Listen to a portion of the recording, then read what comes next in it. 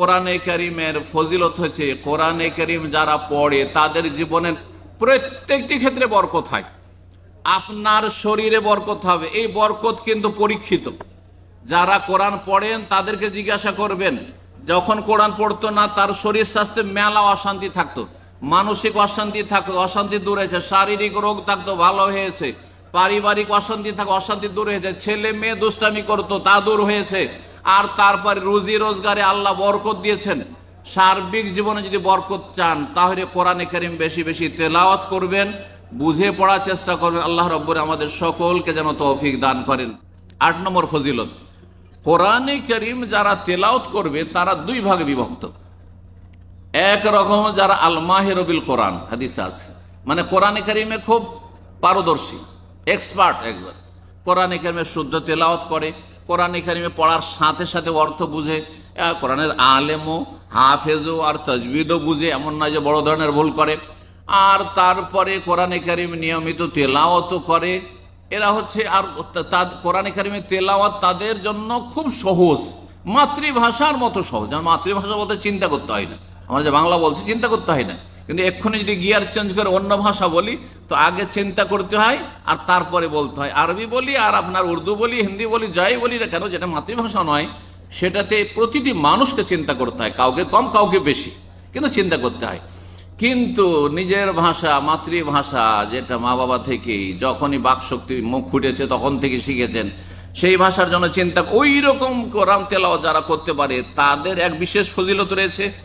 আর এক শ্রেণীর মানুষ কোরআন কোন রকম করে কষ্ট করে শিখেছে, বড় হয়ে শিখেছে, আর তারপরে কোরআন তার মাতৃভাষা নয়, আরবি মাতৃভাষা নয়, অনারব, যার ফলে কোরআন পড়ার তাদের জন্য জটিল। আর বয়স হওয়ার পরে, সাবালক হওয়ার পরে যদি কোরআন শিখে তা আরো মুশকিল, জিবা উল্টে না, জিবা উল্টে না, জিম আর জাল আর জা আর দ এসবের, আর জ এসবের পার্থক্য করা বড়ই কঠিন।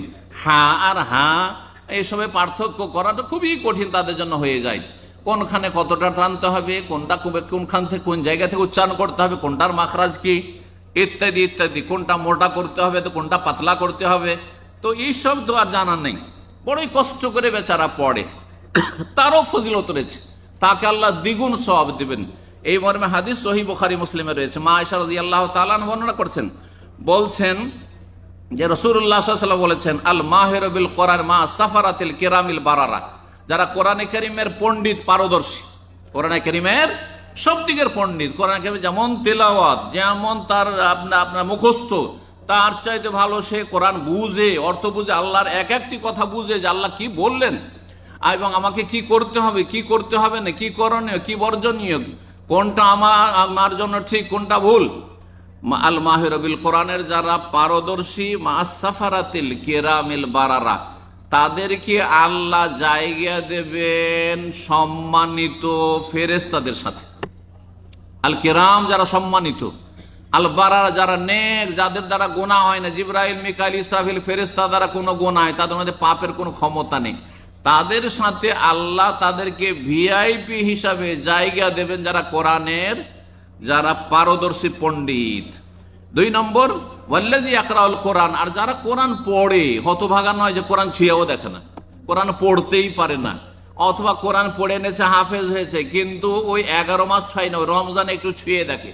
অনেক হতভাগা হাফেজ আছে, এত আপনার বদনসিব যে রমজানও খতম নসিব হয় না। এরা নয়, বরং কোরআন পড়ে, কষ্ট করে হলো কোরআন কি করে, নিয়মিত পড়ে, আর কি ওয়াতাতাউ ফিহি, কিন্তু সেটা পড়তে গিয়ে বড় কষ্ট করে পড়ে, উচ্চারণ ঠিকভাবে করা সম্ভব হয় না। ওয়াহুয়া আলাইহি শাক্কুন, পড়ার সময় বড়ই কষ্ট লাগে উচ্চারণ করতে, যেহেতু সে অনারব বাংলাভাষী আর কোরআন পড়ছে সাধারণ মানুষ। লাহু আজরান, তাকে আল্লাহ দ্বিগুণ সওয়াব দেবেন। বলুন আলহামদুলিল্লাহ। আপনারা যে কষ্ট করে কোরআন পড়ছেন, আপনাকে ডবল নেকি দিবেন। কিসের ডবল নেকি? এক হচ্ছে কষ্ট করার নেকি, আর একটা হচ্ছে তেলাওয়াতের নেকি। কিন্তু যারা কোরআনের পণ্ডিত, এর চাইতে বেশি তাদেরকে আল্লাহ সম্মান দেবেন, যে তাদেরকে আল্লাহ ফেরেশতাদের সাথে স্পেশাল জায়গা দেবেন। 9 নম্বর কোরআনের ফজিলত হচ্ছে যে কোরআনে কারীম হাসরের মাঠে আপনার আমার পক্ষ থেকে কি করবে, দলিল, প্রুফ হবে, প্রমাণ হবে। আর আল্লাহকে বলবে যে আল্লাহ এই ব্যক্তি কিন্তু কোরআন পড়েছে, এই ব্যক্তি কোরআন মুখস্থ করেছে, এই ব্যক্তি কোরআন বুঝেছে, এই ব্যক্তি আমার উপরে আমল করেছে।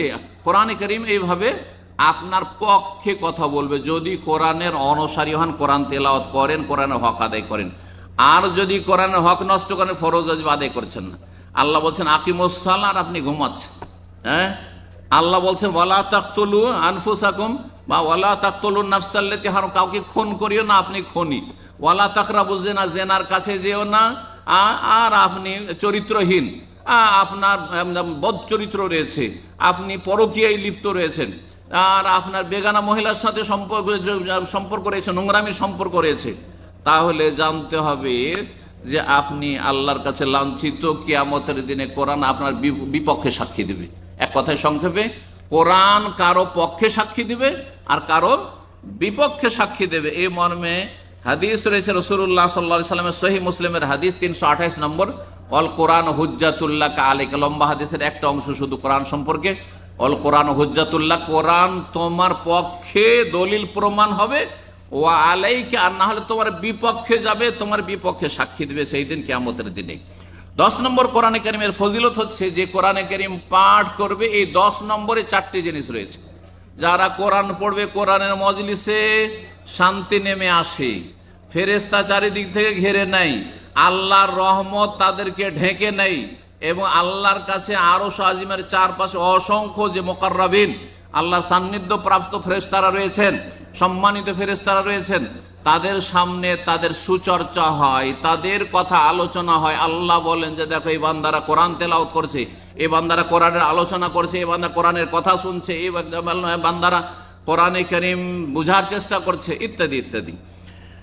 এই মর্মে রাসূলুল্লাহ সাল্লাল্লাহু আলাইহি ওয়াসাল্লাম হাদিস সহিহ মুসলিমে রয়েছে, মাজতামা কাউন ফি বাইতিন মিন বায়তুল্লাহ, কোন ঘরে জমা হয়ে গেছেন, তাঁবুতে, এই যে টেন্টে জমা হয়েছেন, অথবা কোনো মসজিদে, নিজের বাড়িতে, ইয়াতলুনা কিতাব আল্লাহ, যদি আল্লাহর কিতাব তেলাওয়াত করে, ইয়াতাদারাসুনা, কেউ শিখে কেউ শিখায়, ইল্লা নাযালাত আলাইহিmus সাকিনা, শান্তি নেমে আসে, ওয়া হাফাতুহুল মালায়েকা, ফেরেশতা ঘিরে নেয়, ওয়া গাশিয়াতুহুর রহমত, আল্লাহর রহমত তাদেরকে চারিদিক থেকে ঢেকে নেয়, তাদের কোনো অশান্তি থাকে না, আর শান্তি নেমে আসে আল্লাহর পক্ষ থেকে। ওয়া যাকারাহুমুল্লাহু ফীমান ইনদাহু, আল্লাহর কাছে আরো সব চারপাশে অসংখ্য মালায়েকা ফেরেশতা রয়েছেন, সেখানে তাদের আল্লাহ রাব্বুল আলামিন চর্চা করেন যে দেখো এই বান্দারা কি করছে, দেখো কিসের আশাই করছে, বা ফেরেশতারা বলে আল্লাহ এরা জান্নাত চায়, জাহান্নাম থেকে বাঁচতে চায়।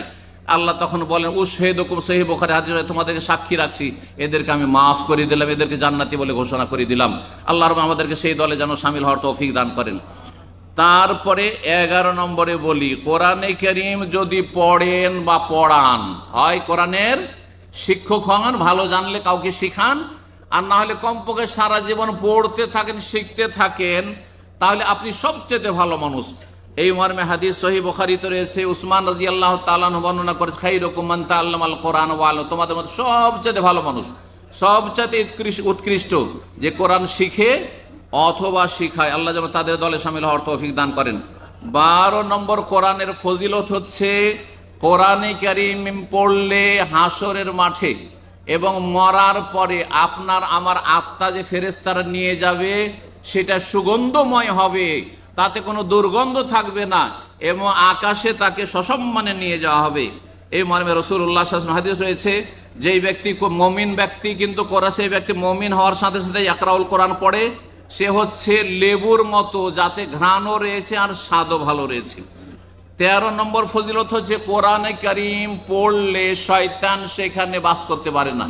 বাড়িতে সকাল বিকাল যদি কিছু সময় কোরআন পড়েন, 10টা 5টা আয়াত পড়েন, তাহলে আপনার বাড়িতে শয়তান থাকবে। বিশেষ করে সূরা বাকারা যদি পড়েন, আপনার বাড়িতে শয়তান আস্থানা গাড়তে পারবে না, বসবাস করতে পারবে না, কারো ক্ষতি করতে পারবে না, আর আপনার ওপর, আপনার পরিবার, ছেলে মেয়ের উপর জাদু কাজ করবে না।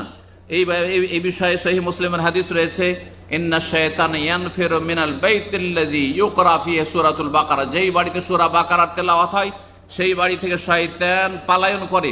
ওয়ালা ইয়াস্তাতিউ আল বাতালা, অন্য রিওয়ায়াতে রয়েছে যে আর জাদুকররা যারা জাদুটোনা করে, দেশি ভাষায় দোয়া তাবিজের শিরকি কুফরি করে, আর আপনাকে বান মারে ক্ষতি করে, তারা কোনো ক্ষতি করতে পারবে না। 14 নম্বর ফজিলত, যারা কোরআনে কারীম পড়বে তারা ভাগ্যবান, আর যারা কোরআনে কারীম পড়ে না তারা হতভাগা। এই মর্মে সূরা তাহার আয়াত নম্বর 24 আল্লাহ বলছে ওমান আ'রাযা আন যিকরি, যারা কোরআনে কারীমের উপদেশ থেকে মুখ ফিরিয়ে নেবে, এড়িয়ে যাবে, উপেক্ষা করবে, ফাইন্না লাহু মাইশাতান যানকা, তাদের জীবনটা হচ্ছে অশান্তির জীবন, তাদের জীবন হচ্ছে অশান্তির জীবন।